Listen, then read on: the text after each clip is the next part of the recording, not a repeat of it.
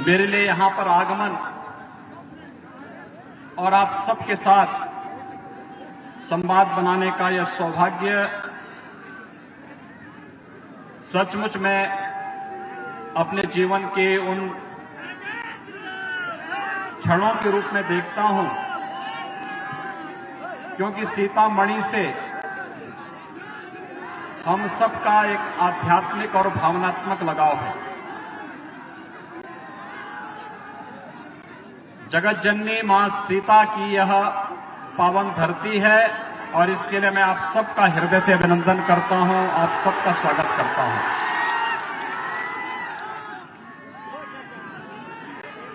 भाइयों बहनों, सीतामढ़ी को अयोध्या से जोड़ने के लिए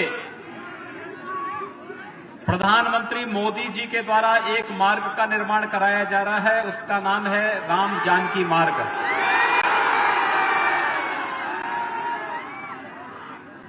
जब ये मार्ग बन जाएगा तो सीतामढ़ी से अयोध्या की दूरी मात्र 5 से 6 घंटे के अंदर पूरी की जा सकती है। और अब तो अयोध्या में भगवान राम के भव्य मंदिर का निर्माण कार्य भी शुभारंभ हो चुका है।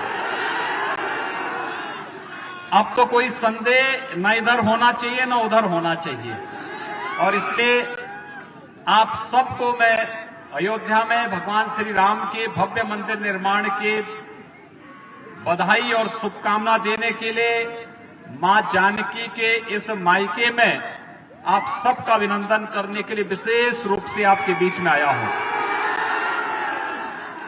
हम सब जानते हैं बिहार विधानसभा चुनाव का ये अंतिम चरण में यहां चुनाव होना है। पहले चरण का चुनाव संपन्न हो चुका है, दूसरे चरण में कल चुनाव होना है और तीसरे अंतिम चरण में 7 नवंबर को हम सबको भी, आप सभी लोगों को बिहार के भाग्य के निर्माण के लिए अपनी भूमिका के साथ आगे आना है। और इसलिए भाइयों बहनों, उत्तर प्रदेश की धरती से विशेष रूप से सीतामढ़ी क्षेत्र की जनता का आह्वान करने के लिए और अपील करने के लिए मैं आपके बीच यहां पर उपस्थित हुआ हूं।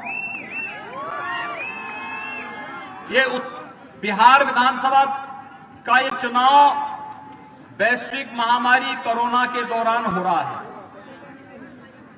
कोरोना के खिलाफ देश की लड़ाई कितनी मजबूती के साथ प्रधानमंत्री मोदी जी के नेतृत्व में लड़ा जा रहा है, ये किसी से छुपा नहीं है। 135 करोड़ लोगों के जीवन को बचाना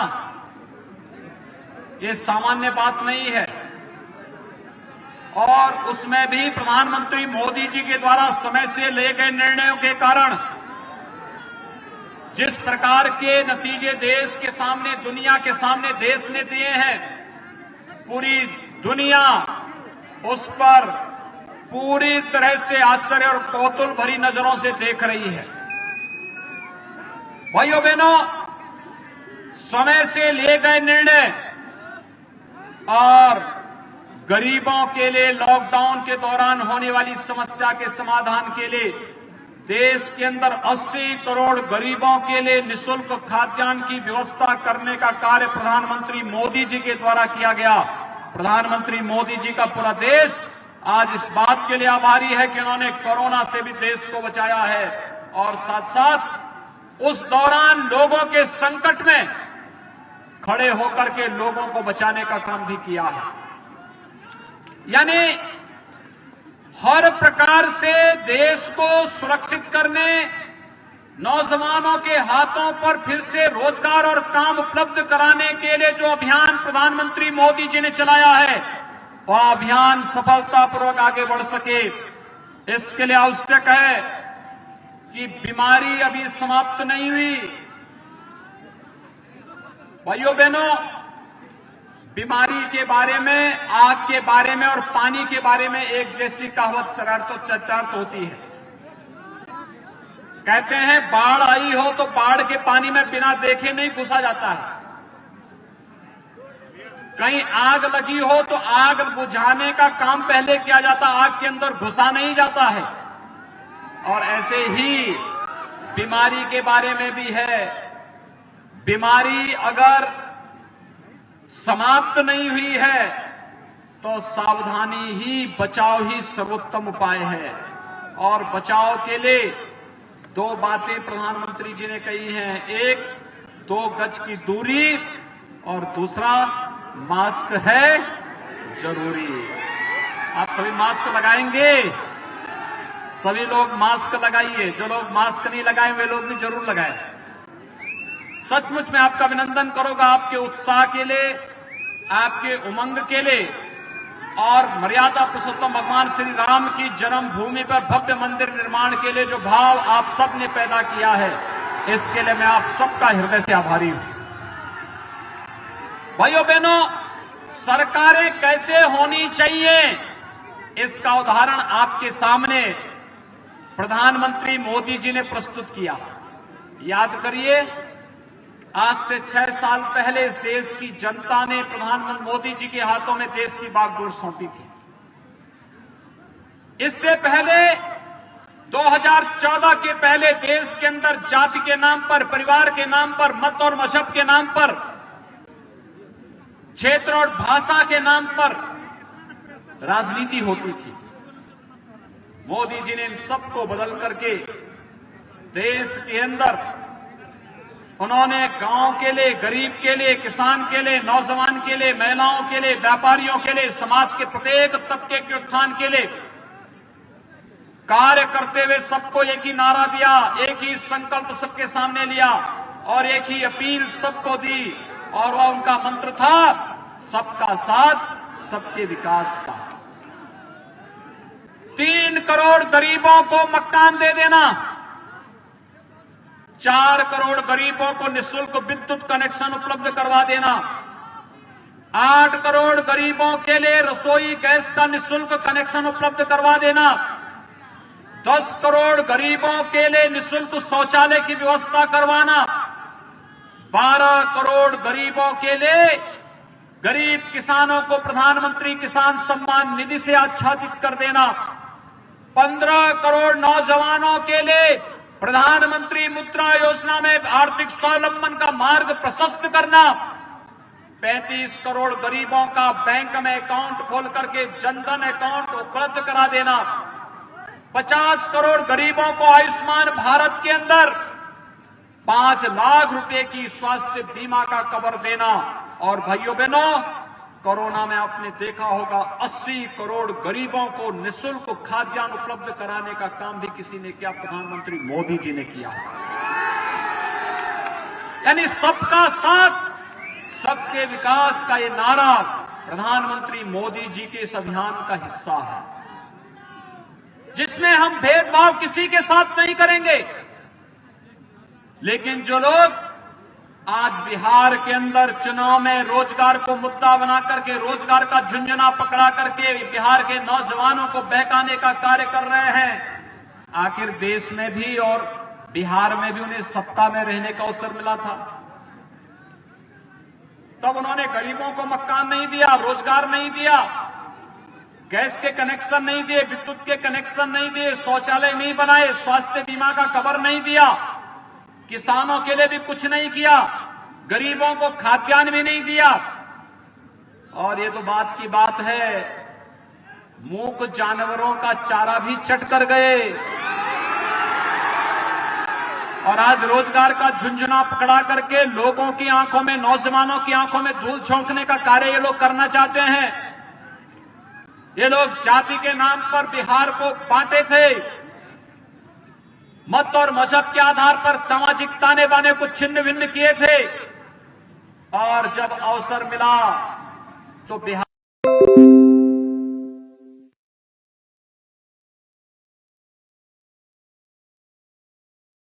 सरकारें थी, इनके कारण बिहार का होनहार, प्रतिभाशाली, ऊर्जावान नौजवान के सामने अपना पहचान का संकट आ खड़ा हुआ था। लेकिन नीतीश जी के नेतृत्व में 15 वर्षों के दौरान सुशासन और विकास का जो एक नया मॉडल खड़ा बिहार के अंदर हो रहा है, आज बिहार का नौजवान कहीं भी जाता अपनी प्रतिभा के बल पर, अपनी ऊर्जा के बल पर पूरे देश और दुनिया के अंदर अपना लोहा मनवाता है। और यही अपील करने के लिए आज हम सब आपके बीच आए हैं, आपसे कहने के लिए बिहार आज एक विकास के नए कीर्तिमान स्थापित कर रहा है और उसको बनाए रखने के लिए हम सब आपसे अपील करने के लिए आए हैं। बिहार ने जो यात्रा प्रारंभ की है नीतीश जी के नेतृत्व में, एनडीए के नेतृत्व में, इसको सफलतापूर्वक आगे बढ़ाना है, जिससे हर बिहारी के चेहरे पर खुशहाली लाया जा सके और राम जानकी मार्ग जैसे विकास की योजनाओं को आगे बढ़ा करके रामायण सर्किट को सफलतापूर्वक उत्तर प्रदेश के साथ साथ बिहार में भी सफलतापूर्वक आगे बढ़ाया जा सके। याद करिए, जब प्रधानमंत्री मोदी जी ने दूसरी बार शपथ ग्रहण लिया तो दूसरी बार शपथ ग्रहण करते समय मोदी जी ने तो एक ही बात कही, उन्होंने कहा पहला 5 वर्ष गरीबों के लिए और नौजवानों के लिए, अगला 5 वर्ष भारत के उत्थान के लिए।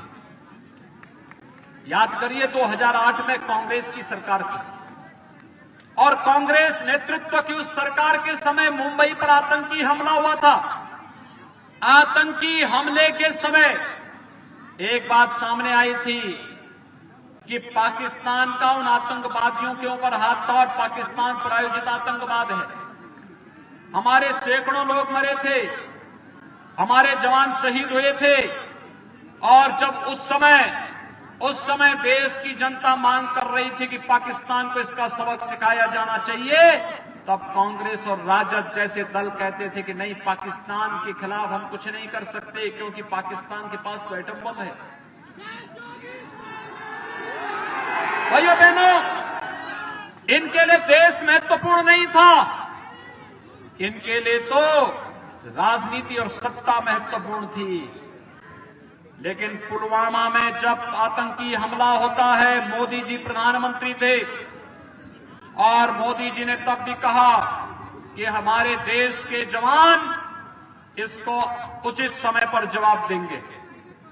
और 1 महीने की समय सीमा पूरी नहीं हुई कि भारत के बहादुर जवान पाकिस्तान के अंदर घुसकर के आतंकी कैंपों को पूरी तरह नष्ट करते हैं।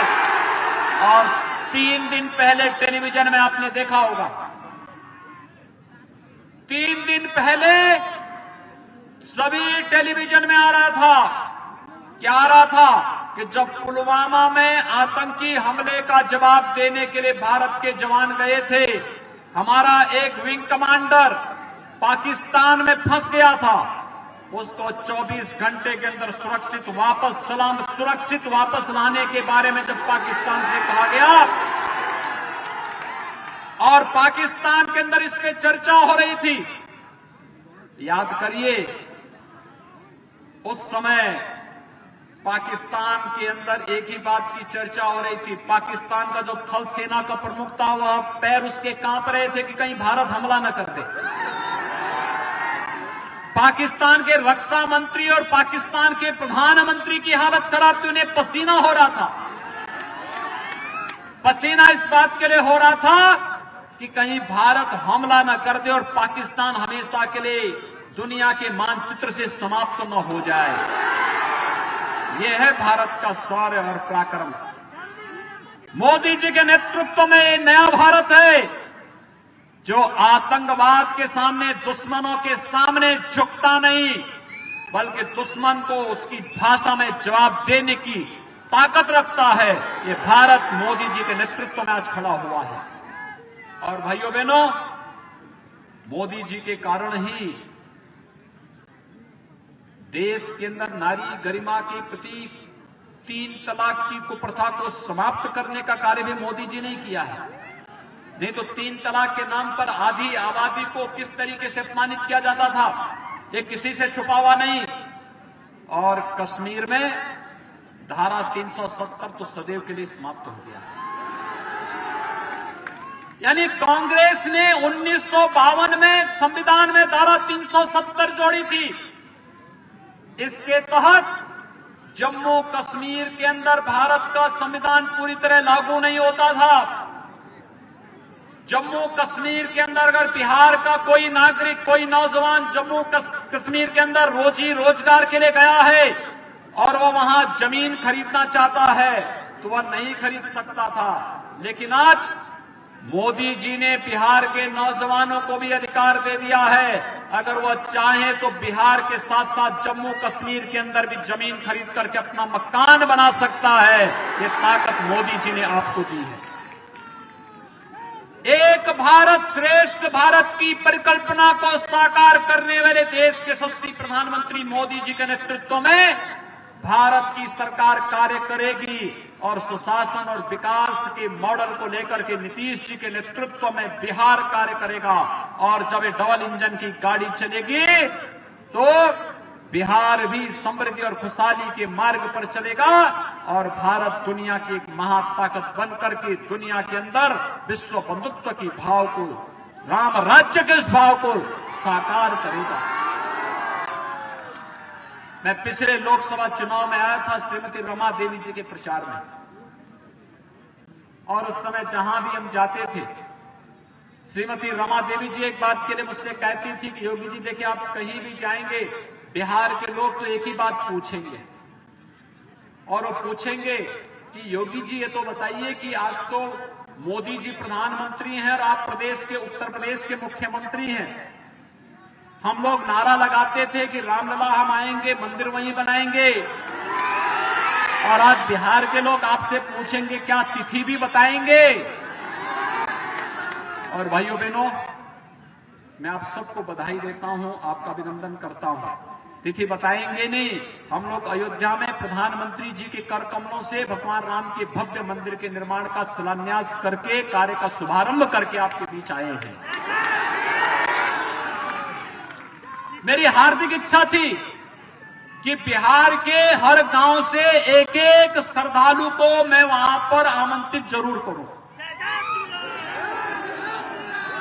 क्योंकि कोरोना के दौरान आपने देखा होगा लॉकडाउन होते ही महाराष्ट्र से, पंजाब से, राजस्थान से, दिल्ली से जब बड़ी संख्या में कामगार और श्रमिक निकलना प्रारंभ किए, नौजवान निकलने प्रारंभ किए, उत्तर प्रदेश और बिहार के, झारखंड और बंगाल के, हो सकता है महाराष्ट्र के अंदर, पंजाब के अंदर, दिल्ली के अंदर परेशानी हुई हो, लेकिन उत्तर प्रदेश के अंदर किसी को परेशानी नहीं हुई। लोग मुझसे पूछते थे कि उत्तर प्रदेश के लोगों के लिए तो आप व्यवस्था कर ही रहे हैं, बिहार के लोगों के लिए क्यों? मैंने कहा भी बिहार के लोग हमसे अलग नहीं हैं भाई, हम कहते हैं सीताराम कहते हैं हम लोग। तो मां सीता बिहार का प्रतिनिधित्व करती है, भगवान राम उत्तर प्रदेश का प्रतिनिधित्व करते हैं, और इसीलिए हमारे यहाँ जय श्री राम हुआ है, जय सीताराम हुआ है, और इसी को हम अपना जीवन का मंत्र मान करके चलते हैं। मां सीता के बगैर राम की पूर्णता नहीं मानी जाती है, और इसलिए बिहार के लोगों को भी उसी प्रकार की सुविधा मिलनी चाहिए जैसे उत्तर प्रदेश के नागरिकों को मिल रही है। और भाइयों बहनों, आपने देखा होगा उत्तर प्रदेश के अंदर किसी को कठिनाई नहीं हो रही थी, बड़ी खुशी के साथ लोग आते थे, रहते थे, उनकी सारी सुविधाएं वहां सरकार करती थी, किसी भी प्रकार की कोई दिक्कत किसी के सामने नहीं होने दी जाती थी। मोदी जी ने व्यवस्था की, ट्रेन भिजवाई, जगह जगह लोगों को सुरक्षा देने का कार्य किया गया। और आज भाइयों बहनों, जब 5 अगस्त 2020 को अयोध्या में भगवान राम के भव्य मंदिर निर्माण का कार्य शुभारंभ मोदी जी के कर कमलों से प्रारंभ हुआ, मैं इस अवसर पर भले ही आपको उस समय आमंत्रित नहीं कर पाया, लेकिन आज विशेष रूप से आया हूं आप सबको बधाई देने के लिए, अपनी शुभकामना देने। अब भगवान राम का भव्य मंदिर का निर्माण अयोध्या में प्रारंभ हो चुका है, बहुत शीघ्र भव्य मंदिर बनकर के तैयार होगा। 500 वर्षों की जो टीस थी ये हुई दूर।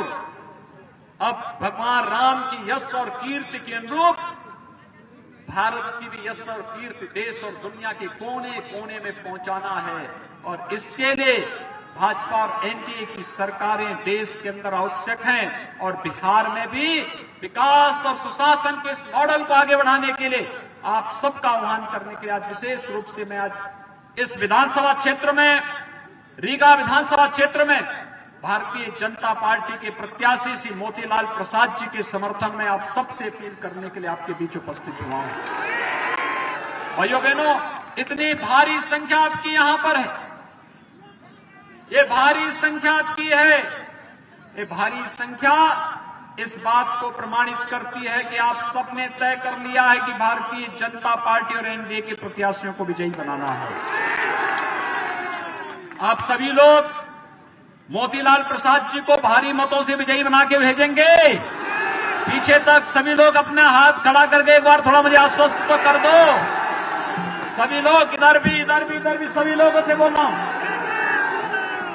7 नवंबर को चुनाव है, यानी 3 दिन के बाद प्रचार कार्य बंद हो जाएगा और उस अवसर पर मैं आप सबसे अपील करूंगा, कमल चुनाव चिन्ह पर भारतीय जनता पार्टी के लोकप्रिय प्रत्याशी श्री मोतीलाल प्रसाद जी को कमल चुनाव चिन्ह पर भारी मतों से विजयी बनाने की अपील करते हुए, आप सबसे अपील करते हुए मैं वाणी को देता हूं विराम।